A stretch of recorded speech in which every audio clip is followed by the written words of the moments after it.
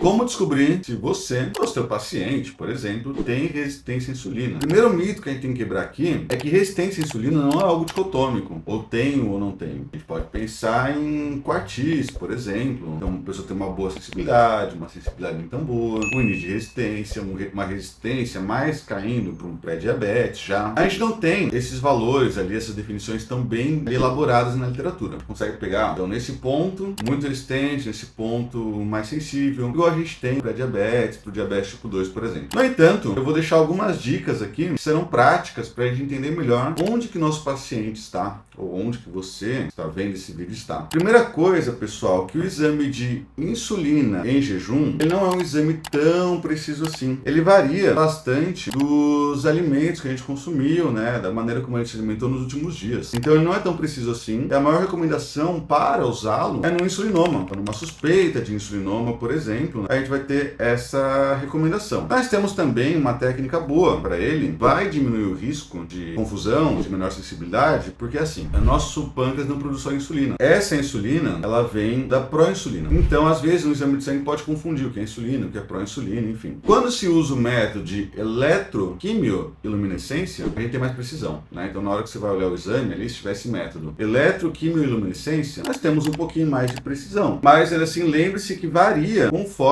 os dias anteriores. Ainda assim, não é tanta precisão. Agora, se você pega o método de radioimunoensaio, né, que aí eles usam anticorpos, então, eletroquimioiluminescência é mais preciso. Já o radioimunoensaio que se usa anticorpos, não é tão preciso assim. Mas não tem o que pedir. Por que não? A resistência à insulina, ela se dá principalmente com a função da insulina na alimentação, pós-refeição, não em jejum pela manhã. É caso a gente vai pegando constantemente variações grandes, insulina em jejum em 30, 40, né? Já é uma suspeita. Mas não tem porque tu fazer essa guia, esse pedido, porque outros exames já vão ser suficientes. Quais exames são esses? Glicemia em jejum, que não necessariamente vai apontar uma resistência à insulina, porque assim, às vezes a glicemia em jejum ela está ok, ela está no nível adequado, 90, 85, porque a insulina está trabalhando demais. Então o pessoal gosta desse cálculo da glicemia em jejum com a insulina em jejum. Então, se a glicemia em jejum está ok, mas está ok às custas de muita insulina, uma insulina mais elevada, aí a gente vai falar, olha, talvez haja uma resistência à insulina aqui. É o famoso exame OMA-IR, né, que avalia a resistência à insulina. Só que lembre-se que o exame ele não é tão preciso, primeiro porque o exame de insulina não é tão preciso, e também porque, às vezes, vão usar o radioimunoensaio. Não só a precisão de confundir ali pela dieta dos últimos dias, né, com o próprio método. Então, adianta você falar, olha, vou usar o OMA-IR, que vai avaliar a glicemia e a insulina aqui, então vamos basear nisso. Não é tão preciso assim. Se a glicemia em jejum já vem elevada, já apontando para diabetes, é claro que há uma resistência à insulina. Ainda mais a gente confirma mais de um exame. Mas o que mais que eu posso usar para ter essa precisão? Características da resistência à insulina. Vamos lá. Elevação de triglicerídeo. Não necessariamente vai estar acima da referência, ainda mais em mulheres, né? Mas se a mulher tinha triglicerídeos em 70, referência é acima de 150, né? Mas estava ali acima de 70. E aí vem subindo, 90, 100, 110, 130. Olha, tá prejudicada essa função ali de controle de insulina dela. Ela tem ali maior formação de gordura, por exemplo, no fígado. E aí,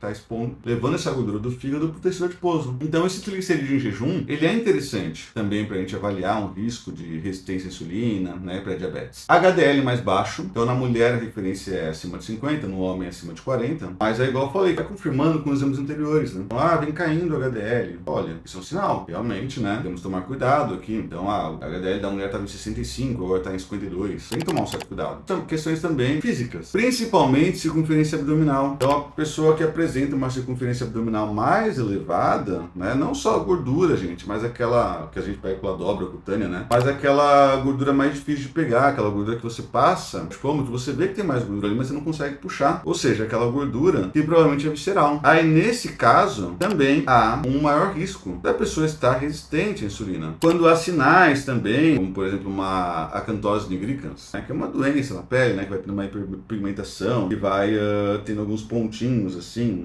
uns sinaizinhos, né, por exemplo, no pescoço, né, joguem no Google, acantose nigricans, vocês vão ver. Isso é mais comum no diabetes, mas também pode acontecer na resistência à insulina, né. Isso também é um sinal semiológico. Então, triglicerídeo, HDL, glicemia em jejum, circunferência abdominal, são ali bons preditores, justamente por quê? Porque eles estão sendo alterados pela resistência à insulina. hemoglobina. Um outro exame interessante é o teste oral de tolerância à glicose. Aí você vai tomar ali 75 gramas de glicose, sua glicemia vai subir e aí vai avaliando se ela vai tendo uma queda significativa nas próximas 2 horas. Com essa queda, é uma queda boa, uma queda ok, a gente vê que a insulina está funcionando bem. Se não, a gente vê que na verdade a insulina não está funcionando bem. É um exame também para diagnóstico de pré-diabetes ou diabetes tipo 2. A própria hemoglobina glicada, para terminar, ela pode não entrar num pré-diabetes, né? Às vezes você vai olhar ali, não tá, né? 5.8, 5.9, 6, mas já subiu de 5.3 para 5.6, 5.7, a hemoglobina glicada. Isso também é um sinal. Ou seja, mais importante que você falar é ou não é resistente, é uma visão mais como se fosse um espectro. Tipo, está mais tendendo ao pré-diabetes, não, está mais tendendo à sensibilidade à insulina, tá? E aí que a gente vai definir o grau de restrição calórica, farmacoterapia, tamanho do déficit, a gente vai definir a proporção de macronutrientes e qualidade dos macronutrientes, que é até mais importante. Então é a partir disso. Então muito cuidado com essa ideia de exame de insulina em jejum para diagnóstico. Pode ser